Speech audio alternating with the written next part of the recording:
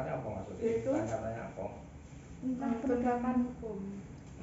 Untuk opsi pertama itu ada jumlah kasus yang ditangani.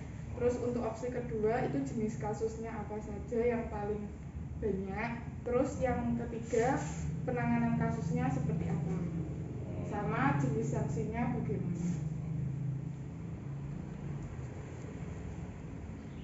Kalau di kepolisian itu kebanyakan yang ditangani kan kasus pidana. Pidananya bukan perdata loh ya, kalau perdata itu bukan kita. Kalau di sini ada pidana, itu ada pidana ringan dan pidana ya pidananya benar-benar. Kalau pidana ringan contohnya kayak lalu lintas itu pelanggaran, tapi pelanggaran termasuk pelanggaran, tapi itu juga sama dengan pidana ringan. Jadi penyelesaiannya sekaligus gitu loh, sekaligus tetap sidang seperti itu. Seperti contohnya lagi mungkin kayak minuman keras, nah itu juga gitu, itu pidana ringan. Kalau pidana berat kayak pencurian, penipuan, terus penggelapan, narkoba, itu di sini juga gitu. Itu kalau prosesnya tidak serta-merta langsung selesai, enggak. Prosesnya memerlukan waktu paling. Kalau pidana kayak pencurian, kayak pencurian biasa itu pasalnya juga beda-beda. Kalau pencurian biasa itu 362, ya itu pencurian di siang hari, bukan di dalam rumah. Contohnya kayak mencuri sepeda motor, itu kan yang bukan di dalam rumah loh ya. Kalau yang di dalam rumah itu bisa masuk kategori 363, bisa masuk kategori 362. Kalau 363 kategorinya harus, contohnya mungkin merusak itu masuknya loh ya, masuknya itu merusak pintu, terus dilakukan 2 orang, bukan 1 orang. Kalau dilakukan 1 orang ya itu bisa masuk 362. Apalagi yang ditanyakan mungkin untuk jumlah kasus terakhir. Kasus kalau tahun ini kalau pidananya ya, pidananya itu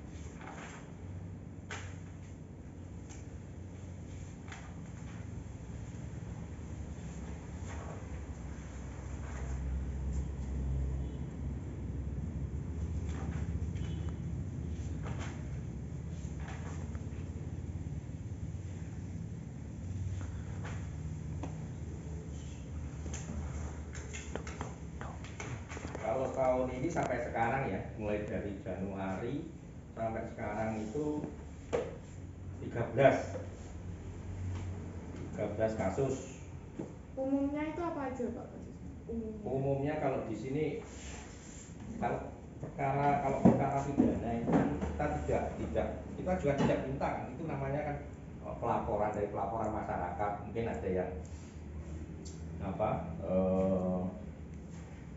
penipuan, penggelapan, terus sama pencurian, sama narkotika. Kalau narkotika ya biasanya pengaduan dari masyarakat yang mungkin lingkungannya ada yang resah, itu mungkin kita dilaporkan, diinformasikan ke kita selidiki, oh ternyata iya, harus kita tangkap. Tapi kalau pencuri kan yang dirugikan masyarakat, ya masyarakat otomatis datang ke sini, buat laporan. Untuk yang kayak jenis tindak pidana yang sembunyi-sembunyi itu bagaimana? Sembunyi-sembunyi Maksudnya kayak terungkapnya udah lama gitu Pak. Untuk menelusurinya bagaimana? Ya kita pertama kita mengumpulkan barang bukti.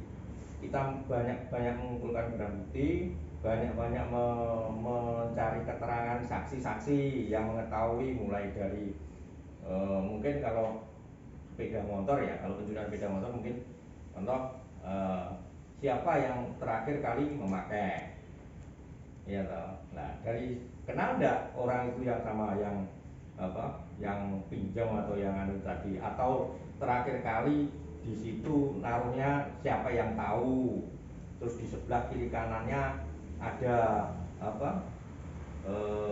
sepeda motor lain atau orang lain yang kira-kira mencurigakan enggak, ciri-cirinya apa, itu sedikit nanti terus kita cari di sekelilingnya itu mungkin ada CCTV atau apa gitu.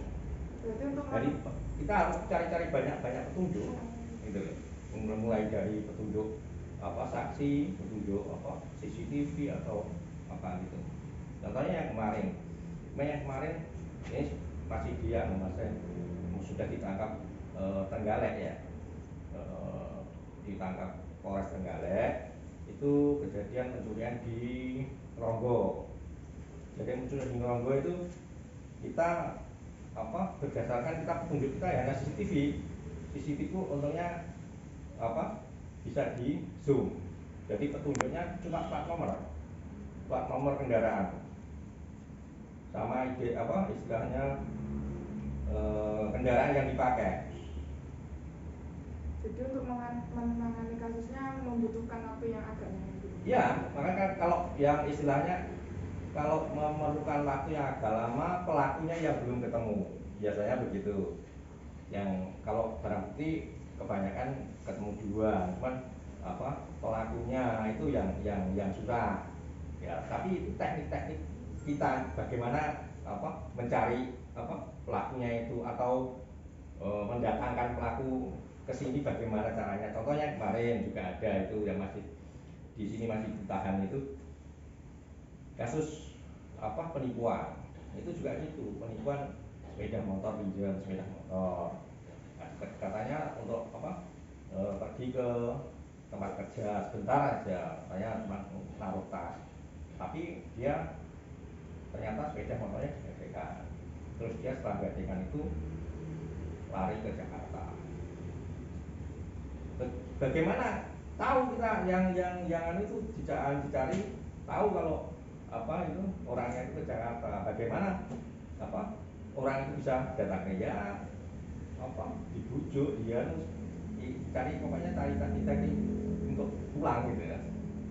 Kalau nggak bisa pulang, mungkin kita cari petunjuk di sana nginepnya di mana atau di mana gitu. Itu yang paling tapi yang paling kan dari kalau mungkin ada nomor HP-nya atau kan kita pakai GPS. Terakhir Pak, itu bagaimana sih cara Bapak menangani masyarakat yang sering melanggar penegakan hukum? Apakah dengan cara sosialisasi atau bagaimana? Atau memberi sanksi? Contohnya pelanggaran yang apa? Seperti lalu lintas yang sering gitu. Kalau lalu lintas, kalau saya bukan soalnya bukan lalu lintas, tapi biasanya kalau lalu lintas itu ada sosialisasi. Kalau kebanyakan mungkin remaja biasanya ke sekolah-sekolah itu kan ada. Biasanya yang itu ya tapi bagiannya sendiri kalau kasih sosialisasi itu biasanya bagi Kamtibmas, Bimas, bagiannya Bimas. Ya. Kalau kita itu kalau yang ini ya, Restem itu sudah bukan sosialisasi, sudah penindak gitu loh, penindak. Jadi langsung. Ya, Kalau biasanya itu yang jadi pelaku tindak pidana itu ada yang kayak keberatan nggak sih Pak kalau menerima sanksinya itu? Kalau biasanya Rata-rata ya tidak, dia sudah menyadari kalau memang dia salah gitu. Kalau pidana loh ya, kalau pidana lah banyaknya. Tapi yang biasanya yang kalau pelanggaran kayak lalu lintas itu kan kadang ya alasannya itu kan hanya dekat situ aja Pak. Seperti itu biasanya ada yang istilahnya keberatan ya ada. Kalau ada kalau pelakunya itu kayak apa namanya, aku ini salah kayak menyerahkan diri itu ada nggak Pak? Apa istilahnya menyerahkan diri setelah ada, tapi kita juga tidak begitu serta merta menerima penyerahan diri itu, karena kan kita juga interogasi dulu kesalahannya apa, namanya Pak saya merasa berdosa, kayak dulu saya pernah mengambil sepeda motor atau sepeda pancal atau TV atau apa, terus kapan, dengan ditanya juga kapan itu kejadiannya, ya kita kan sudah 1 tahun yang lalu, terus di mana sekarang TV-nya atau yang diambil itu sudah saya jual umpamanya. Kita cari laporannya seperti itu di buku itu kita cari. Ini dicari tahun berapa, 1 tahun yang lalu ke tahun 2002 kejadiannya di mana? Perumahan Gigi Permel dicari. Ternyata tidak ada. Kalau tidak ada, kita juga dicari di sana. Kita cross check-kan di sana. Pernah nggak ada kejadian pencurian TV atau pencurian sepeda motor di sana? Kalau nggak ada, ngapain kita? Ya kita sarankan kalau memang kita juga nggak bisa tindak.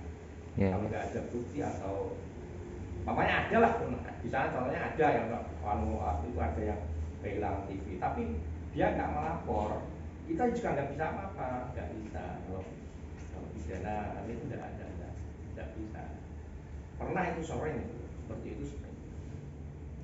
Biasanya kerugiannya yang kecil-kecil, sepeda pancal, biasanya TV gitu. Yang kecil-kecil itu sering. Biasanya kalau masyarakat itu hanya segini aja sudah daripada repot, nggak mau lapor. Tapi sebenarnya salah itu, salah. Kita untuk mengukur kamtipmas gitu, kamtipmas itu masyarakat itu seharusnya biarpun itu istilahnya ayam atau apa yang kecil-kecil tetap dilaporkan. Jadi polisi itu punya catatannya, daerah sini yang sering kejadian ini, daerah ini yang sering kejadian ini gitu.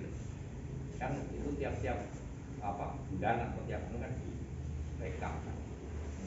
Jadi gangguan kamtipmasnya yang paling rawan itu yang mana?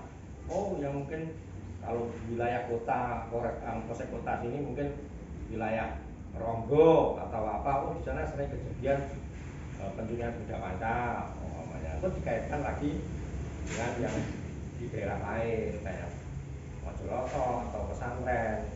Modusnya seperti itu ada enggak gitu loh. Ada. Biasanya kalau nanti ada, kalau sudah ditangkap pesantren, di sini modusnya sama dengan itu, kita cross check ke sana. Ternyata sama. Nanti kan bisa terus buka gampangannya puisi utang puisi, itu sana resonasi surat kalian mau utang gitu. Selesai. Ya kayak kemarin itu yang di Trenggalek itu yang ada kaitan dengan sini, itu di sini ada 2, di Mojoroto 1 dan di kota sini 1. Tapi di Trenggalek itu ada berapa? 7 atau berapa gitu loh. Itu kan terkait, orangnya sama gitu loh. Modusnya sama. Modusnya ya siang hari boncengan 2 keliling ada sepeda motor yang sekiranya jauh dari keramaian, kelihatannya sepi, ya disikat itu. Tapi orang nggak tahu sekarang CCTV itu kan di mana-mana ada. Mana-mana ada. Apalagi perempatan sekarang ada.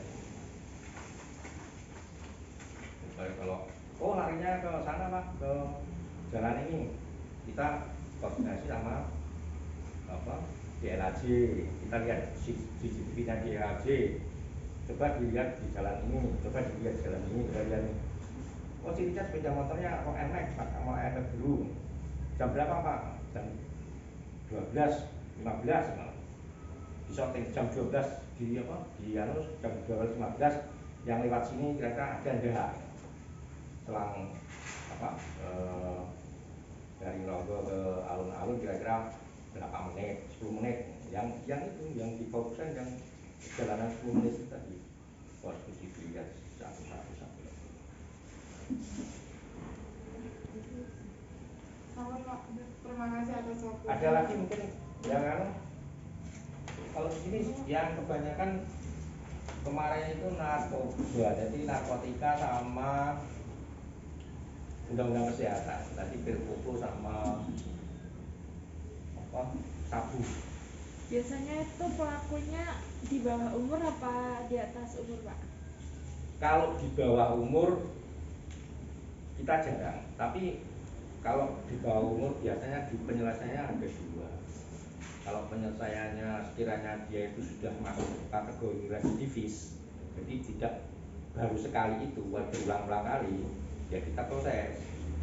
Tapi kalau di bawah umur, kalau dia itu baru sekarang, baru sekali, atau dia karena apa dia melakukan itu, mungkin ya ibaratnya untuk Pak, untuk biaya berobat ibu saya, nah kita cek ke ibunya memang sakit atau enggak. Kalau memang kita sakit, kita selesaikan secara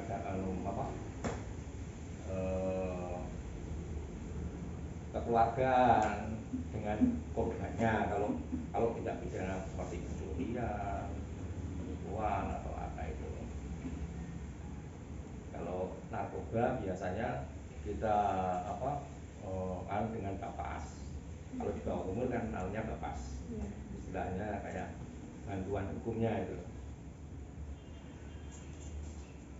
Pun kalau dilanjut di sini juga tidak ada LP untuk anak-anak. Kalau LP untuk anak-anak itu lembaga masyarakatnya di Blitar.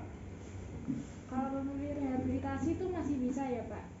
Nah itu rehabilitasi bisa, makanya rehabilitasi itu permintaan dari keluarga, harus ada permintaan dari keluarga. Nah itu contohnya kalau memang baru sekali lah, misalnya belum kecanduan atau hanya pemakai, itu bisa direhabilitasi. Tapi kalau dia itu sudah pengedar atau penjual, ya nggak mungkin sama BNN diizini untuk direhabilitasi. Dan itu prosesnya kalau narkotika itu kan lama. Kita harus mengadakan asesmen dengan BNN, kejaksaan juga itu. Perpanjangan penahanan pun hanya berapa ya? Kalau polisi itu berhak menahan 30 hari. Kalau terus kita mintakan perpanjangan lagi ke kejaksaan, 20 hari kita mintakan perpanjangan ke kejaksaan 40 hari. Nah kita mintakan lagi perpanjangan ke pengadilan 30 hari.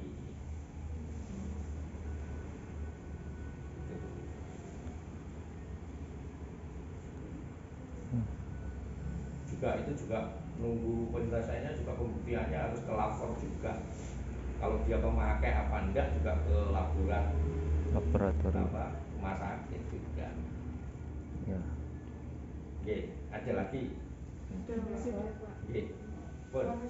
Ya.